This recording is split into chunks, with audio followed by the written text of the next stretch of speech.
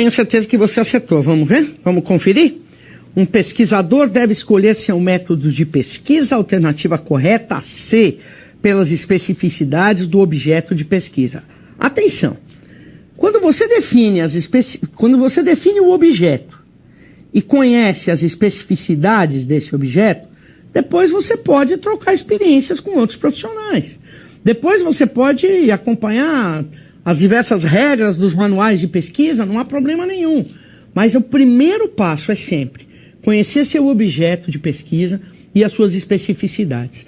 Você vai trabalhar com movimentos sociais, você vai trabalhar com questões religiosas, você vai trabalhar com um determinado tipo de metodologia na área de produção, você vai trabalhar com gestão de pessoas, gestão de recursos humanos. Qual é o seu objeto? Analise o objeto, as especificidades, pense sobre ele, para depois começar a desenvolver estudos sobre o melhor método para ser aplicado àquele objeto de acordo com as especificidades dele. Vamos avançar nos estudos e você vai começar a compreender que isso se dá de uma forma quase corriqueira.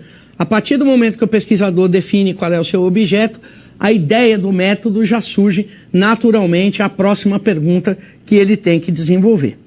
As pesquisas são desenvolvidas, acompanhe conosco, as pesquisas são divididas, de uma forma didática, em grandes grupos. O grupo das pesquisas teóricas, o grupo das pesquisas aplicadas. Ambas são muito importantes, não tenha dúvida. Essa divisão é apenas uma divisão didática para facilitar a compreensão do nosso aluno.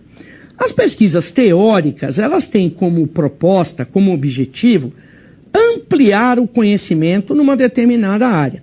Uma pesquisa teórica propõe novas abordagens, novas questões, novas explicações para problemas que já foram estudados, mas que não se pode dizer que esse problema já tenha sido integralmente estudado. Não há nada no universo do conhecimento que a gente diga, olha, sobre isso já se sabe tudo.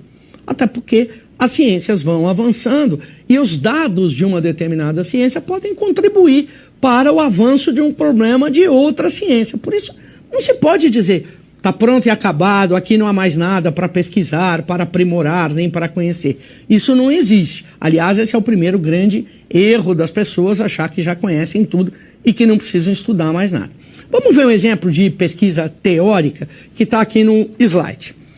Na área da história, várias pesquisas teóricas são realizadas para rever os conceitos já estudados, como, por exemplo, o conceito de gênero, que é diferente do conceito de sexo biológico e que inclui atributos sociais e históricos. Durante muito tempo, a história trabalhou com o conceito de sexo biológico feminino masculino, até que a história foi adiante e, por meio de pesquisas teóricas, começou a identificar que existe também a ideia de gênero, que é a ideia que está associada a esses atributos históricos e sociais.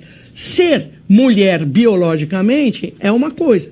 Ser mulher na questão histórica e social é adotar aqueles procedimentos que a sociedade considera como atributos femininos. Eu não vou avançar nesse assunto, que é muito complexo e eu nem tenho conhecimento para isso. Mas veja, era um assunto que estava quase que dado como pronto e acabado, até que alguém ou alguns grupos de pesquisadores disseram, é possível avançar nesse conhecimento? É possível construir um outro olhar para esse conhecimento do que é ser homem, o que é ser mulher, o que é o feminino e o que é o masculino na vida social? É possível avançar sobre isso?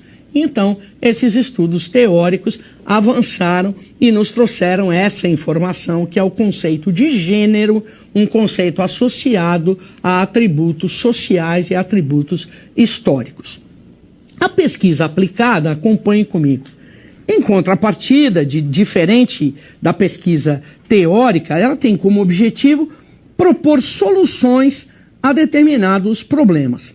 O campo da pesquisa aplicada, então, é a aplicação prática, ou seja, o uso da ciência em situações concretas para resolver as questões existentes. A pesquisa aplicada tenta, então, por meio dos métodos de pesquisa, controlar ou provocar mudanças nos fenômenos da natureza e na sociedade. Ela intervém em situações reais. Veja, primeiro passo é a gente não ter nenhum tipo de pré-conceito, não ter nenhum tipo de pré-concepção. A pesquisa teórica não é mais importante que a pesquisa aplicada e a pesquisa aplicada não é mais importante que a pesquisa teórica. Tudo tem referência com o objeto de pesquisa. Qual é o seu objeto de pesquisa? Para um historiador, a pesquisa teórica é profundamente aplicável, corretamente aplicável. Para alguém na área da saúde, a pesquisa aplicada tem uma relevância, por vezes, a depender do objeto, por vezes maior do que a pesquisa teórica, embora qualquer pesquisador saiba que sem pesquisa teórica não se vai a lugar nenhum, sem base teórica. Nós vamos falar disso daqui a pouco.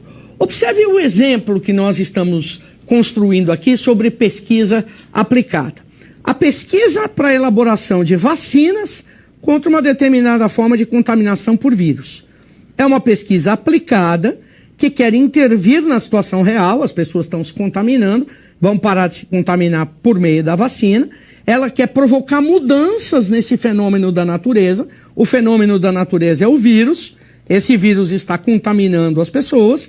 Ela quer mudar esse fenômeno da natureza e vai fazer isso por meio de uma pesquisa aplicada. Mas veja, isso são definições, nós não estamos aqui dizendo que uma é mais importante que a outra. Vai tudo depender do seu objeto de pesquisa. A pesquisa é sempre puramente teórica ou aplicada? Não. Falei sobre isso para vocês. A resposta é negativa. Pesquisas teóricas podem gerar tecnologias e instrumentos práticos. Ao mesmo tempo, pesquisas aplicadas podem permitir o surgimento de novas perguntas que antes não tinham sido pensadas e que vão exigir conhecimento teórico para que sejam resolvidas. Nós temos vários exemplos nas diversas áreas do conhecimento, mas eu vou destacar dois aqui. Pesquisas teóricas de matemática são fundamentais para a engenharia civil. É por meio do conhecimento teórico da matemática que a engenharia civil consegue construir pontes e edifícios de uma forma mais rápida, com menor custo e maior segurança. Pesquisas teóricas em geologia são fundamentais para fornecer dados para a melhoria da produção de grãos de soja, aumentando o resultado dessa produção. Então veja, são pesquisas teóricas, chegaram a um conhecimento teórico, mas esse conhecimento pode ser levado para a prática, aplicado por áreas específicas e construindo então resultados mais eficientes, resultados mais positivos. Acho que esses dois exemplos são matadores, como eu costumo dizer, para que a gente entenda que não há essa separação peremptória entre pesquisa teórica e pesquisa prática. Quase sempre, a depender do objeto de pesquisa e do âmbito dessa pesquisa, as duas coisas acontecem em diálogo, acontecem profundamente interligadas, teoria e prática estão lá interligadas. Pode ocorrer um descompasso, acompanhe comigo, entre a pesquisa teórica e a aplicação prática. Por exemplo, o desenvolvimento da tecnologia que utilize o conhecimento resultante de pesquisa teórica. Então, por vezes a gente tem uma pesquisa teórica bem desenvolvida, mas a aplicação prática ainda não é possível. O desenvolvimento da tecnologia que vai utilizar esse conhecimento ainda não é possível. Isso aconteceu muitas vezes ao longo da história e ainda acontece em nosso tempo. Você faz uma pesquisa teórica e consegue encontrar um resultado e por meio do qual você diz, olha, se aplicar esse resultado aos computadores, eles vão ser muito mais velozes. Que ótimo. Quanto custa isso? Cada computador que aplicar essa tecnologia vai custar R$1 milhão. Bem, ainda não é possível. Ninguém vai comprar um computador que custe R$1 milhão. Nenhuma pessoa como eu e você vai ter recurso para isso. Então existe o conhecimento, ele pode ser aplicado, mas ele ainda não tem escala suficiente para que o custo seja acessível, para que o custo seja viável. Por outras vezes, pessoal, e aí a situação é mais difícil, acompanhe comigo, Também é preciso considerar que às vezes existem interesses políticos e econômicos determinantes que podem acelerar ou retardar o desenvolvimento de uma pesquisa teórica que poderia resultar em novas tecnologias. Na vida social, a gente sabe, nada acontece de forma isolada.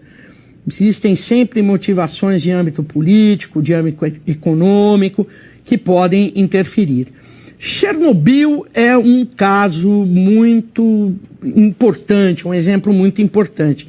Chernobyl era uma usina de energia nuclear que ficava na Ucrânia, que é na Ucrânia. Ela teve um acidente que é tido como um dos maiores acidentes de vazamento de radiação nuclear no mundo, e a Ucrânia, na época, era um dos países da União das Repúblicas Socialistas Soviéticas, ou seja, vivia num regime que não era exatamente democrático, portanto, as informações sobre o acidente não foram transmitidas nem em tempo real e nem com o detalhamento necessário. Muita coisa que podia ter sido aprendida naquele momento sobre radioatividade não ficou conhecida porque politicamente não havia interesse daquele grupo de países em divulgar esse conhecimento. Então, o conhecimento, o resultado de pesquisa, está sujeito a uma série de fatores. Depois nós vamos falar um pouquinho mais sobre isso quando falarmos de ética. Em relação aos objetivos, acompanhe comigo, as pesquisas podem ser exploratórias, podem ser descritivas ou explicativas. A pesquisa exploratória, como o próprio nome diz, tenta ampliar o conhecimento, tem por propósito ampliar o conhecimento a respeito de um objeto, de um fenômeno. Quase sempre ela é a primeira etapa, é a forma da gente começar uma pesquisa que no futuro vai ser mais complexa.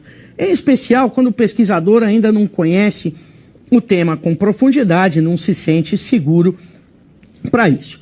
O objetivo da pesquisa exploratória, então, promover uma primeira exploração, uma primeira aproximação, com o objeto de estudo, com o problema, com as perguntas que se pretende resolver. Vamos pensar num exemplo?